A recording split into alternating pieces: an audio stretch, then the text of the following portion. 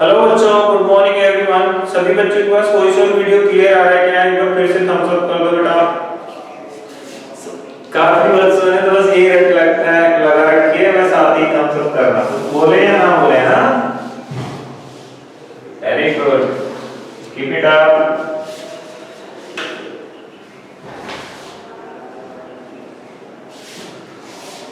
तो बच्चों लास्ट हमारा क्या टॉपिक चल रहा है, एक बार कमेंट करके बताओ जल्दी से।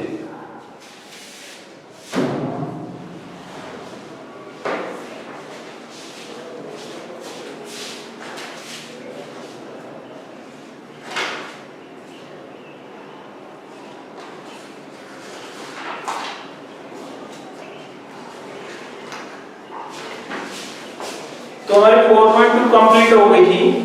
अब हम स्टार्ट करने वाले एक्सरसाइज 4.3। अगर इसमें आपको कोई प्रॉब्लम आती है तो मुझे आप बता सकते हैं। पीछे की एक्सरसाइज में कहीं पर भी कोई भी प्रॉब्लम है तो मुझे कमेंट करके बताओ जल्दी से।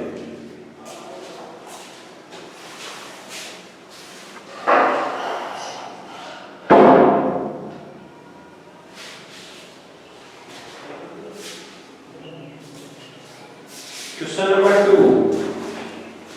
बेटे इसमें आपको बताना है कौन सा जो कर्व है ओपन है, कौन सा क्लोज कर्व है। तो फर्स्ट वाला ओपन है, सेकंड भी ओपन है तो क्लोज है। थर्ड जो है वो आपका ओपन है, नेक्स्ट फोर्थ क्लोज है और फिफ्थ भी क्लोज है बच्चों। अरे बिल्कुल इजी आंसर है। जिसके मुंह खुला है वो ओपन और जिसके मुंह बंद है वो क्लोज कर। कितने बच्चों को समझ में? एक बार थम्स अप करना।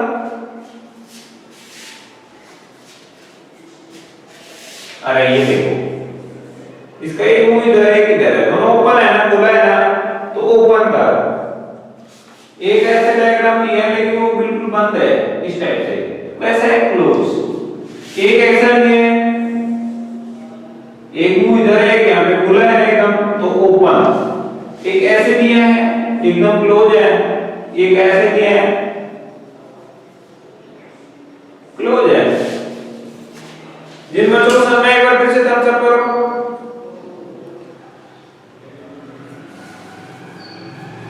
क्लियर है बच्चों? तो बेटा इसके बाद जो हमारा नेक्स्ट क्वेश्चन या सॉरी एक्सरसाइज है रहेगी 4.4। उस 4.3 उसमें आपके पास जो टॉपिक यूज होगा वो होगा एंगल। हमने अब तक जो पढ़ा है उसमें ये सब आ गया जो 4.2 का था। और 4.3 के लिए जो नया टॉपिक हमें पढ़ना पड़ेगा वो होगा बच्चों एंगल। देखो आपने पढ़ा था सबसे पहले लाइन सेगमेंट और उसके बाद में रे। अब हम पढ़ेंगे बच्चों नेक्स्ट जो टॉपिक हो हमारा एंगल। एंगल क्या होता है इसके बारे में हम पढ़ेंगे, ठीक है? तो मुझे जल्दी से कमेंट करके बताओ रे क्या होती है। टाइप द डेफिनेशन ऑफ रे।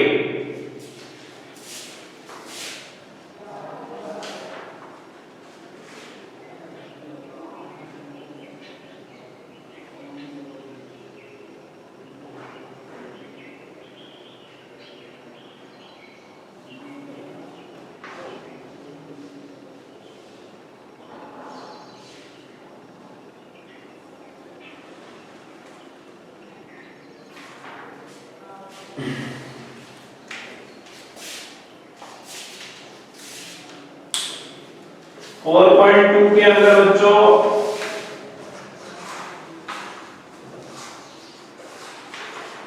6 क्वेश्चन थे हमारे पास। तो रहे कितने क्वेश्चन करवा दिया आपको?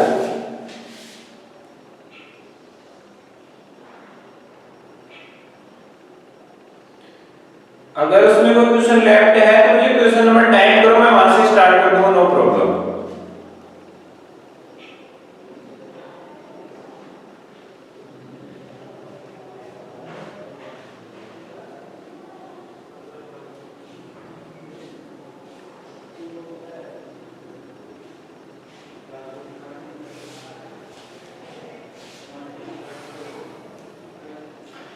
चलो ठीक है, मैं फोर्थ क्वेश्चन से स्टार्ट करता हूं, 2 आफ्टर कैन नॉट कंप्लीट। ठीक है ठीक है, तो थर्ड क्वेश्चन करते हैं।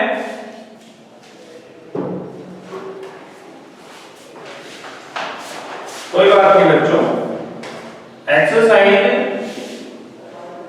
4.2 question number 3, draw the rough diagram to illustrate following. तो पहला हमें क्या बनाना है, ओपन कर्व। सेकंड हमें क्या बनाना है बच्चों, क्लोज कर्व। बहुत इजी क्वेश्चन है बच्चों, ओपन कर्व बना दो। ये रो मैंने ओपन कर्व बना दिया बच्चों, ओपन है कि नहीं, और ये मैंने क्लोज बना दिया, बस हो गया हमारा आंसर।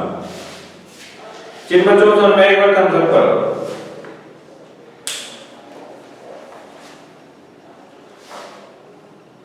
क्लियर है बच्चों? अब क्वेश्चन नंबर 4 करते हैं। देखो क्वेश्चन नंबर 4 में क्या है बेटे,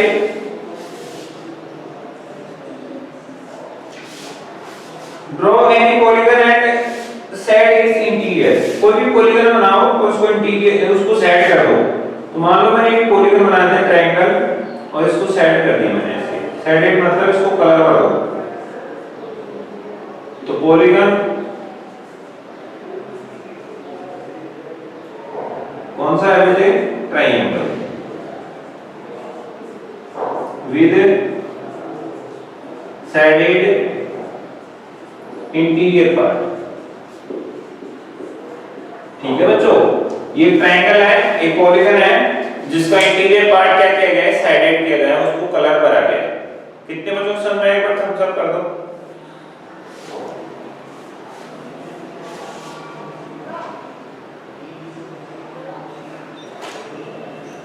ठीक है बेटा, अब देखते हैं next question number 5। Consider given following figure and answer the question. एक फिगर बनाना है, फिर आपको आंसर देना है।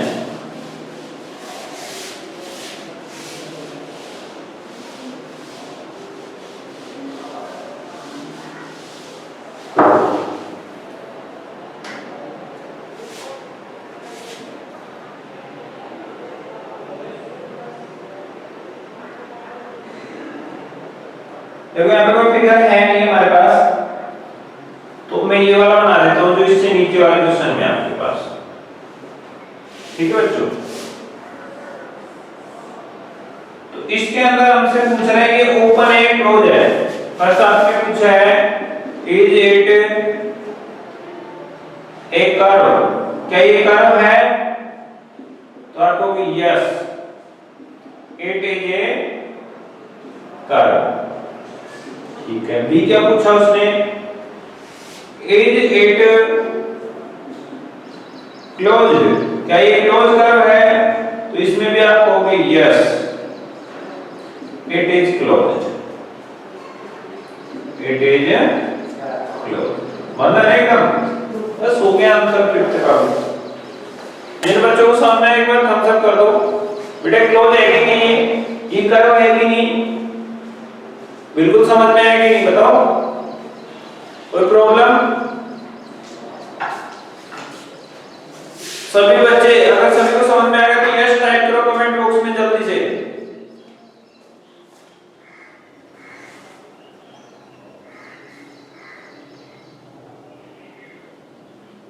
Very good, nice. एक बच्चे ने टाइप किया, सिर्फ one student type yes, no other students are typing.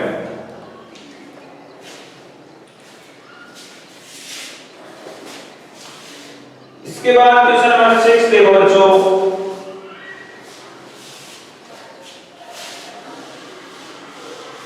Question number 6 में क्या है बच्चे, illustrate possibly each of following with the rough diagram। आपको रफ डायग्राम में देख के बताना है। A closed curve that is not a polygon, a closed curve that is not a polygon। आपको ऐसा डायग्राम बनाना है जो क्लोज तो होगा बट पॉलीगन नहीं होगा, तो बेटा ऐसी टेढ़ी मेढ़ी लाइनों से एक क्लोज कर्व बना दो। ये क्लोज है बट नॉट ए पॉलीगन, क्योंकि स्ट्रेट लाइन से नहीं बना है। पॉलीगन कौन सा होगा? जिसमें सभी लाइनें स्ट्रेट होगी बेटे, ये पॉलीगन है। बट ये स्ट्रेट लाइन से बनने वाला तो है बट ये पॉलीगन नहीं है, बिकॉज़ इसमें लाइन एक दूसरे को क्रॉस कर रही है, जबकि पॉलीगन की लाइनें एक दूसरे को क्रॉस नहीं करती। समझ गए? हाँ। सेकंड क्वेश्चन क्या पूछा उसने बेटे? ये ए था क्वेश्चन नंबर 6 का लास्ट क्वेश्चन है। बी में क्या पूछा बेटे? A open curve made up of entirely of 9 segment. Closed curve, sorry, open curve. Open curve made up with line segments. तो ओपन कर्व बनाना है लेकिन सभी लाइन स्ट्रेट होनी चाहिए, तो बिल्कुल बना रहे हैं हम। ये लो क्या है बच्चों? ये ओपन कर्व है और सभी लाइन स्ट्रेट लाइन है, ये भी सीधी है, ये भी सीधी है और ये भी सीधी है, लाइन सेगमेंट हो गई। बात समझ में आएगी? एक बार थम्स अप करके बता दो बच्चों।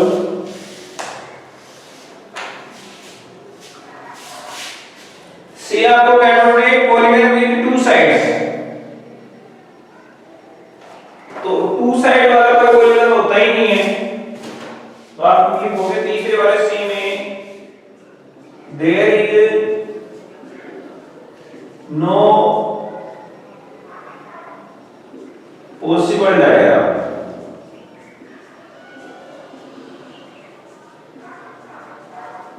बेटे टू साइड वाला कोई पॉलीगन नहीं होता है, तो फिर हम वो बना ही नहीं सकते।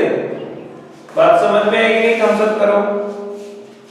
किसी भी पॉलीगन के लिए मिनिमम कितनी साइड चाहिए आपको? 3 साइड चाहिए। और क्वेश्चन में हमसे पूछ रहे हैं टू साइड वाला पॉलीगन बना सकते हो क्या? तो आप कहोगे हम नहीं बना सकते, बिकॉज़ टू साइड वाला कोई पॉलीगन नहीं होता है। जिन बच्चों को समझ में आया थम्स अप करो जल्दी से, फिर हम नेक्स्ट एक्सरसाइज स्टार्ट करने वाले हैं। तो आज बात चलेगी 4.3। उससे पहले जो हमारा टॉपिक आता है एंगल, ठीक है, वो पढ़ेंगे।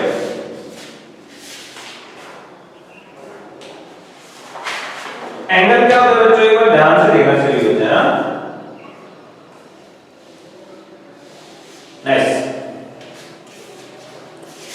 ओके बच्चों देखो, मैं एंगल बना रहा हूं।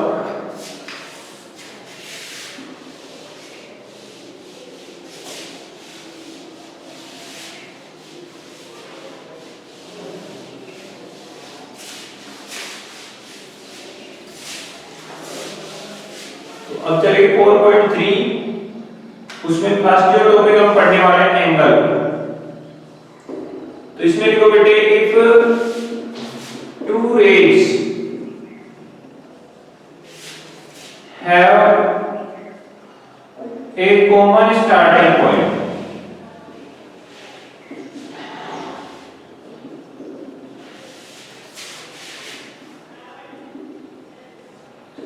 they made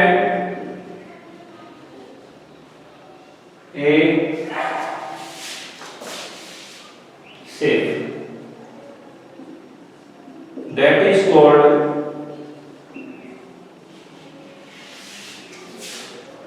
angle. क्या मतलब इसका? मान लो एक रे है x और दूसरी जो रे है वो है y, और ये दोनों ही मान लो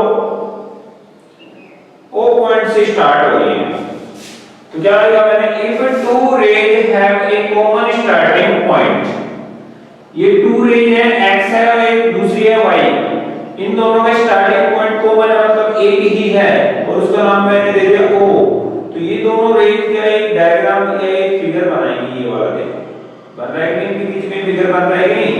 अरे ये गैप भर गया कि नहीं इनके बीच में? तो दे मेड एक शेप, एक शेप बनाएंगे ये वाली।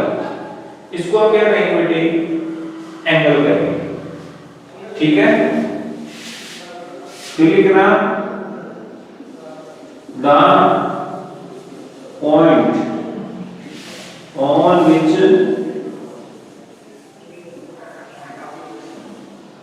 both ray meets, it's called vortex. फिर से समझ लो, जिस पॉइंट पर दोनों रे आपस में मिल रही हैं उस पॉइंट को हम कहेंगे वर्टेक्स। तो ये जो डॉट है हमारा, इसको हम क्या कहेंगे? वर्टेक्स। ठीक है। दूसरी बात, both rays are called arms or sides of the angle। अब ये जो रे हैं x और y, इनको हम या तो आर्म बोल सकते हैं, आर्म्स, ठीक है, या फिर इसको हम साइड बोल सकते हैं। एंगल की साइड का नेम क्या है? एक का x है, दूसरे का y। एंगल की आर्म का नेम क्या है? तो एक का नेम है x और दूसरी का y। तो आर्म बोल दो या फिर साइड बोल दो, एक ही बात है। ठीक है बेटे। तो एंगल के यहाँ पे पार्ट हम पढ़ रहे हैं, इसमें जो पॉइंट होता है जहाँ पर दोनों रे एक दूसरे से मिलती हैं उसको हम वर्टेक्स बोलते हैं, और दोनों जो लाइन रे होती है हमारे पास उनको हम बोलते हैं side of the angle. Clear है? कितने बच्चों को समझ में आ रहा है? एक बार थम्स अप करके बता दो।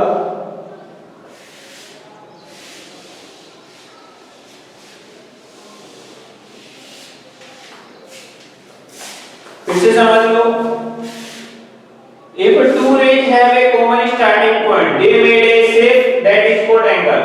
अगर two rays है, x है और y है, इनका एक कॉमन स्टार्टिंग पॉइंट है o, तो इनके बीच में जो शेप बन गई उसको हम कहेंगे एंगल। तो ये पूरा जो एंगल है इसका नेम कैसे लिख सकते हो आप? एंगल x o y, या फिर आप लिख सकते हो एंगल y o x। मतलब जिस जहां पर एंगल बन रहा है वर्टेक्स जो है उसको हम बीच में लिखेंगे इसमें। ठीक है, ये बात ध्यान रखना।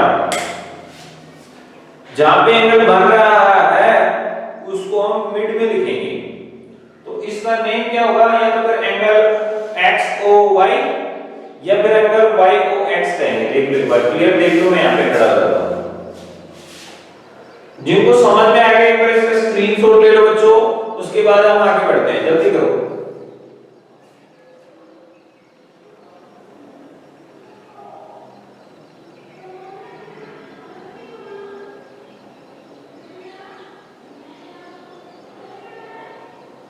तो ठीक है बेटा, अब आपको दिख भी रहा होगा। अब अगर किसी को प्रॉब्लम है तो आप बता सकते हो।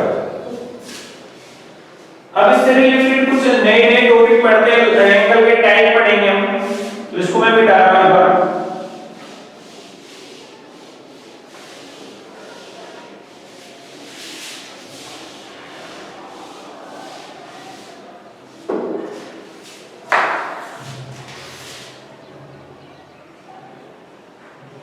Types of angle. तो लिख लो बेटे, सबसे पहला एंगल हम लिखेंगे एक्यूट एंगल। नेक्स्ट हम लिखेंगे बेटे राइट एंगल। फिर लिखेंगे बच्चे ओब्ट्यूज एंगल। नेक्स्ट हमें बच्चे रिफ्लेक्स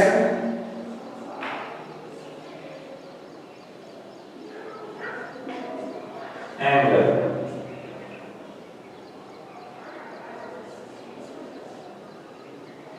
फिर हमें बच्चे स्ट्रेट एंगल।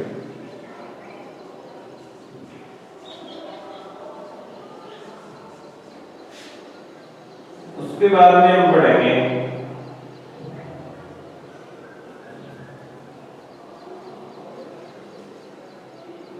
चलो इतना तो पढ़ते हैं, पहले टाइप तक पढ़ते हैं। उसके बाद वाले जो है आपके टॉपिक से थोड़े अलग हैं उनको भी हम करेंगे, कोई दिक्कत नहीं।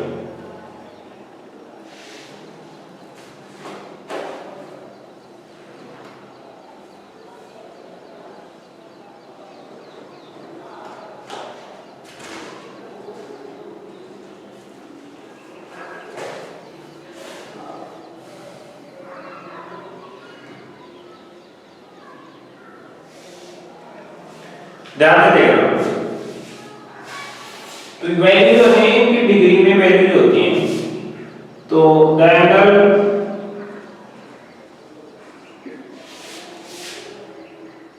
Less than 90 degree is called acute angle.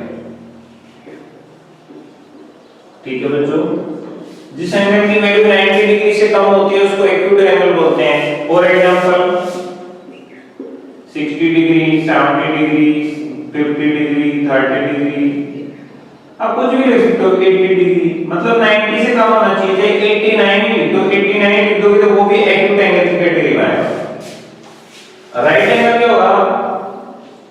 The angle of 90 degree is called right angle. बात समझ में आई बच्चों? जिस एंगल की वैल्यू को 90 डिग्री लिख कर लोगे उसको राइट एंगल बोलेंगे।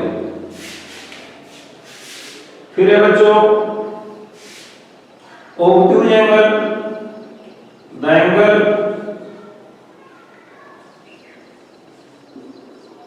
which is greater than 90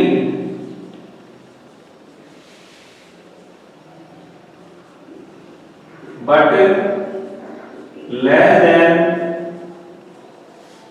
180 degree.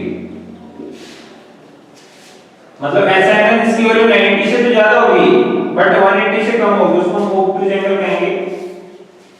फिर आता है बेटे स्ट्रेट एंगल। तो इसके एग्जांपल आप लिख सकते हो 100, 120, 150, 179 तक आप लिख सकते हो। ठीक है, ये सभी वैल्यू क्या होंगी? ऑब्ट्यूज एंगल की वैल्यू होगी। अब आता है स्ट्रेट एंगल। तो होता है the angle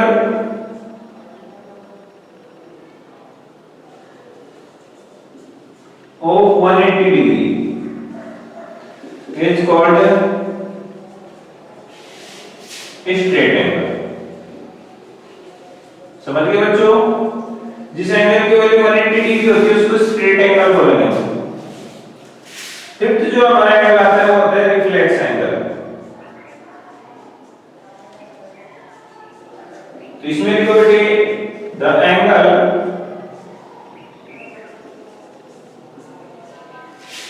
which is greater than 180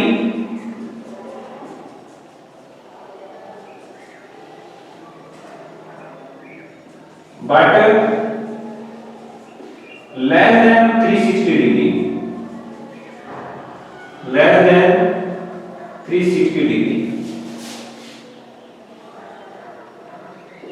तो उसको हम क्या कहेंगे? Is called reflex angle. इसकी एग्जांपल में आप लिख सकते हो 270, 350, 320, कुछ भी लिख सकते हो, 250। ये सभी है 180 से ज्यादा है और 360 से कम है बेटे। तो ये सभी इसके एग्जांपल हो सकते हैं। जिन बच्चों को समझ में आएगा थम्स अप कर दो बेटा जल्दी से।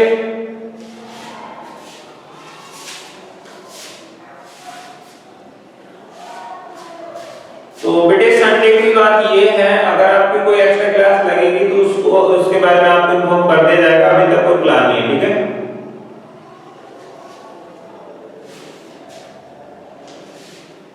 तो ये इसका स्क्रीनशॉट ले लो आप एक बार, मैं इसको मिटा रहा बेटे।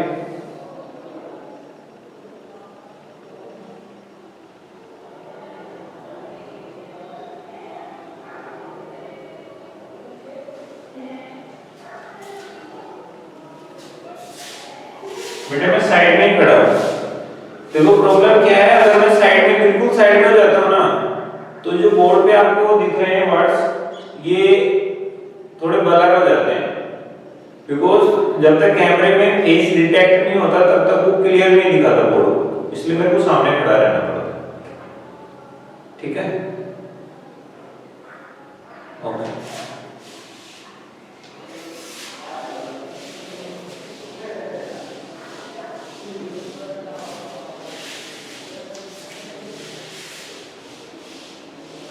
अब जो हमारे इसमें एक और एंगल बचा हुआ है 360 डिग्री के एंगल को क्या बोलते हैं वो देख लेते हैं। तो नेक्स्ट जो एंगल 6 वो है कंप्लीट एंगल। कंप्लीट एंगल या फिर आप जीरो भी बोल सकते हैं, जीरो एंगल। क्या बोलेगा बेटे, द एंगल ऑफ 360 डिग्री और 0 डिग्री।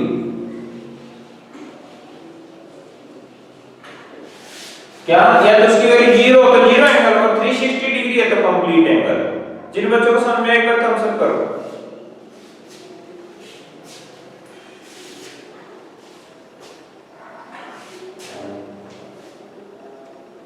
थ्री 360 डिग्री के एंगल को हम कहेंगे कंप्लीट एंगल और 0 डिग्री के एंगल को हम कहेंगे जीरो एंगल। क्लियर है बच्चों?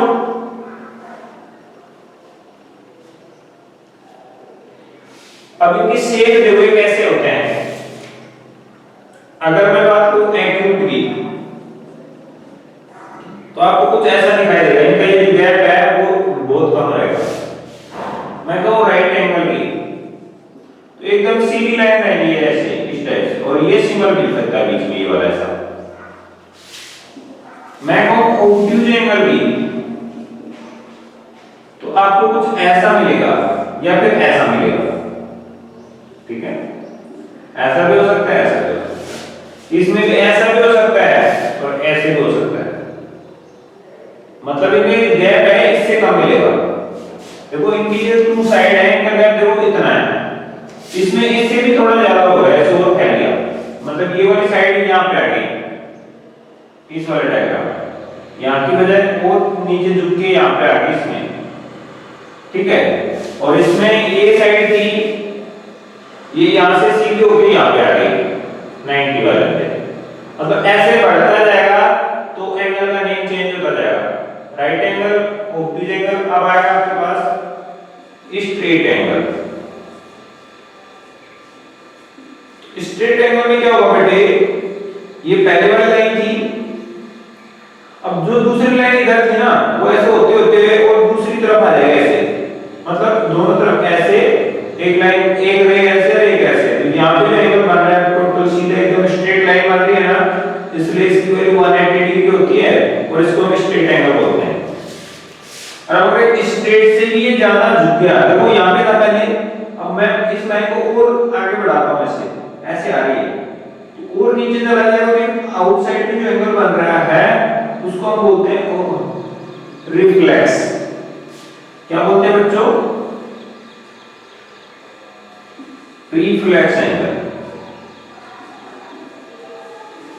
और बेटे अगर ये लाइन यहाँ पे थी और ये राउंड पूरा होते हुए वापस इसी पे आ जाता है तो ये एंगल या तो इसको 0 डिग्री बोल दो या फिर आप इसको कंप्लीट एंगल बोल दो। बिकॉज इसमें जहां लाइन थी ना घूम के वापस वहीं आ गई तो फुल राउंड में 360 डिग्री होता है, इसलिए इसको कंप्लीट एंगल भी बोल सकते हैं। और ये वापस अपनी जगह पे आ गई क्योंकि बीच में एंगल की कोई वैल्यू नहीं है, मतलब उसको 0 डिग्री भी कह सकते हैं। कितने बच्चों को समझ में एक बार थम्स अप करना बेटा।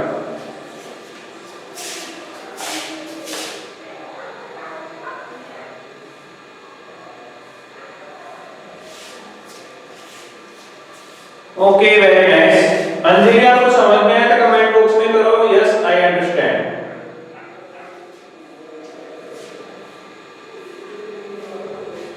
क्लियर है?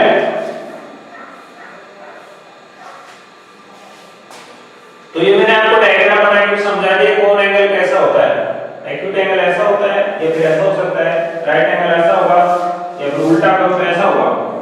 ठीक है, रिफ्लेक्स को बता दिया, स्ट्रेट एंगल ऐसा ही होगा, रिफ्लेक्स भी ऐसा ही होगा और कंप्लीट ये जीरो एंगल ऐसा होगा।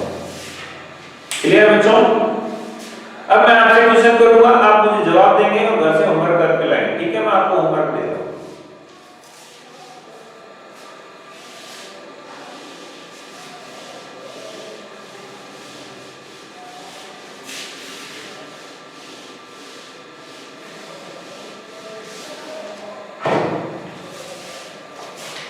एक डायग्राम है बच्चों,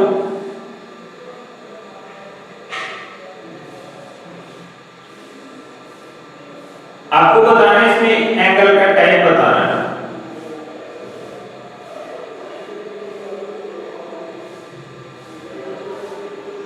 ए बी सी और डी। तो आपको फर्स्ट क्वेश्चन बताना है बच्चों, type of angle A. B बताना है type of angle B. Next बताना है टाइप ऑफ एंगल सी। और लास्ट बताना है बेटे वर्टेक्स ऑफ द डायग्राम। ये जो पूरा डायग्राम है इसमें वर्टेक्स कौन कौन से होंगे वो बताना है। तो बेटे मैंने आपको डिस्कस किया था वर्टेक्स क्या होता है, जहां पर कोई एंगल बनता है।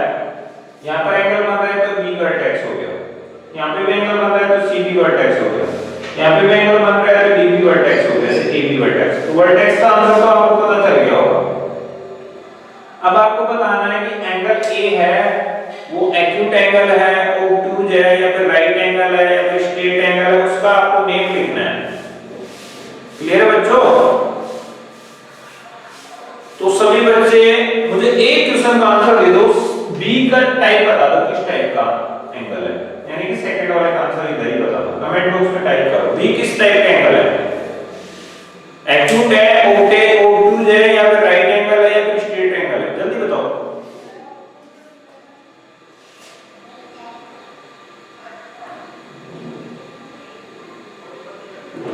एंगल बी की जो टाइप है वो कैसी है? वाह वेरी गुड, बिल्कुल क्लियर आंसर बेटे हमें दिख रहा है, झुका हुआ है 90 से भी कम है, तो बी का जो टाइप है कैसा है बेटे? एक्यूट। बात समझ में आई कि नहीं? थम्स अप करो जिनको ये बात समझ में आ रही है जल्दी से।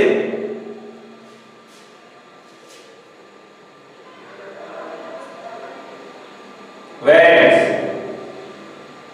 तो बच्चों मैंने ये जो डायग्राम दिया इसमें आपको समझ में आ गया था। अब मैं होमवर्क में बहुत सारे डायग्राम देने वाला हूं, उनमें आपको एंगल का टाइप बताना है या फिर कोई और क्वेश्चन करूं तो उसका जवाब देना है, ठीक है? ये कल का होमवर्क रहेगा आपका। चलो हम देखते हैं, क्वेश्चंस देते हैं अब बात करते हैं बेटे इसमें वन फेस कार्ड। तो बेटे आपको मैं बता देता हूं, फेस कार्ड वैसे तो हमारे पास 3 होते हैं, टोटल 12 होते हैं। पता नहीं क्वेश्चन में क्या मिस्टेक है, या तो हो सकता है क्वेश्चन में मिस्टेक हो या फिर आंसर मिस्टेक हो, बट हम क्वेश्चन के अकॉर्डिंग करेंगे। फेस कार्ड हमारे पास होते हैं 12। कितने होते हैं बच्चों? 12। तो फर्स्ट में लिखो फेस कार्ड। फेस कार्ड्स कितने होते हैं बच्चों? 12 होते हैं। तो टोटल कार्ड कितने होते हैं? 52। तो प्रोबेबिलिटी इजीली निकाल दोगे आप। अब निकालो जरा, कितनी आएगी?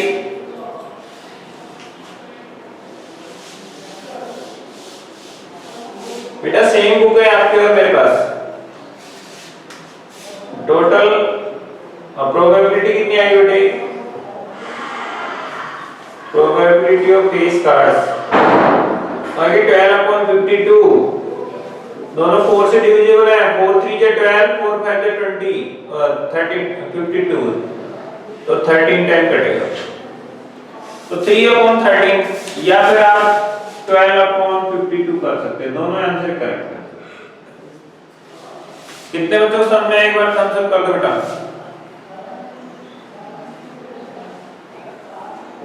नाइस। तो ये हो गया हमारे पास क्वेश्चन नंबर फर्स्ट। अब क्वेश्चन नंबर सेकंड देखिए बेटे, मेरे पास टोटल 4 क्वेश्चन है।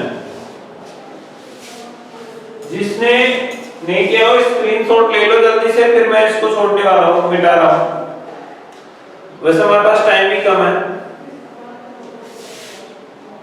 ले लिया बेटे? ओके।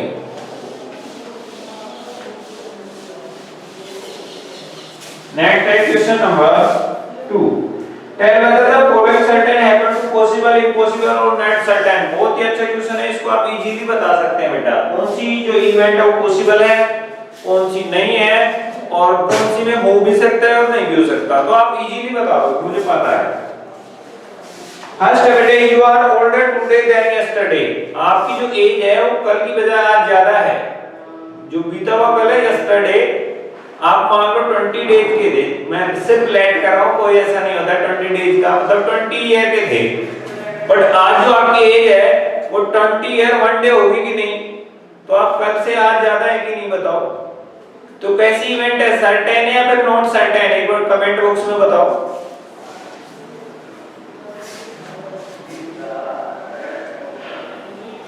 एज कल से आज ज्यादा है तो कैसी इवेंट है,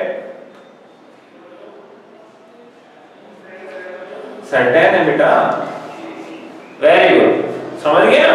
तो मतलब जो पीछे कल गया यस्टरडे, उसमें आपकी जो भी थी उससे आज तो ज्यादा होगी ना, तो ये सर्टेन इवेंट है। सेकंड क्वेश्चन देखो बेटे, a toss coin will be led heads up, एक कॉइन को हमने टॉस किया और उस पे हेड आने की प्रोबेबिलिटी क्या होगी बताओ। तो ये सर्टेन है या फिर नॉट सर्टेन, या फिर आप ऐसे लिखोगे पॉसिबल बट नॉट सर्टेन, क्या लिखोगे बताओ। तो हमने कॉइन को ऐसे थ्रो किया तो उसमें हेड भी आ सकता है और टेल भी आ सकता है, मतलब हेड आ तो सकता है, तो पॉसिबल तो है बट नॉट सर्टेन, लेकिन फिक्स नहीं है। क्लियर है ना। तो क्या लिखोगे बेटे इसमें, possible but not certain. Clear है बच्चों, वेरी नाइस। नेक्स्ट क्वेश्चन है, a dice when toss shall land up 8 on top, जब हम एक डाइस को थ्रो करेंगे तो उसमें 8 आएगा, ये पॉसिबल है फिर नॉट सर्टेन बताओ। तो बेटे हम सभी जानते हैं किसी भी डाइस पे ओनली 6 डिजिट होते हैं, और ये क्या कर रहा है 8 आएगा, तो आएगा ही नहीं 8, बिकॉज़ उसपे 8 होता ही नहीं है, तो आप कितनी जितनी बार चाहो उसको थ्रो कर लो 8 एक बार भी नहीं आएगा, तो मतलब ये क्या है बेटे, नॉट सर्टेन। क्लियर है ना, वेरी नाइस। नेक्स्ट क्वेश्चन है बच्चों, the next traffic light seen will be green, traffic light है, अब आगे ग्रीन भी हो सकती है, रेड भी हो सकती है, येलो भी हो सकती है, तो पॉसिबल तो है बट नॉट सर्टेन। क्लियर है बच्चों। नेक्स्ट है, tomorrow will be A cloudy day, कल जो है बादल हो सकते हैं, तो हो भी सकते हैं और नहीं भी हो सकते, मतलब possible but not certain. Clear है बच्चों, जिनको समझ में आ गया एक बार थम्स अप कर दो, फिर आगे बढ़ते हैं। तो आपको क्या ध्यान दे रहे हैं, कोई चीज हो भी सकती है और नहीं भी हो सकती, तो उसमें तो क्या लिखेंगे, पॉसिबल बट नॉट सर्टेन, जो बिल्कुल नहीं हो सकती उसमें नॉट सर्टेन, और जो हो सकती है पक्का होगी उसमें सर्टेन। समझ गए, ओके। क्वेश्चन नंबर 3 में देखो बेटे, there are 6 marble in the box, number from 1 to 6 marble मतलब पत्थर के टुकड़े, उन पे लिखा हुआ है 1, फिर 2, फिर 3, फिर 4, फिर 5 और फिर 6, ऐसे 6 मार्बल है, उन पे अलग-अलग नंबर डिजिट हमने डाल रखी है, ठीक है। अब ये क्या कर रहे हैं, what is the probability of drawing A marble with number 2, अब एक मार्बल है उसको निकालो और उस पे 2 लिखा हुआ है, इसकी प्रोबेबिलिटी कितनी होगी। तो हमें पता है 1 से लेकर 6 तक जो हमने नंबर लिखी थी उसमें 2 कितनी बार है, सिर्फ 1 टाइम आएगा, तो possible event 1 upon total event 6, तो 2 की पॉसिबिलिटी कितनी हो जाएगी, 1 अपॉन 2। बाकी क्वेश्चन हम कल करेंगे बेटा, आप करके लाना घर से, अगर कोई दिक्कत आए तो मुझे बताना। आज के लिए इतना ही, मिलते हैं नेक्स्ट वीडियो में, बाय। ठीक है बच्चों, तो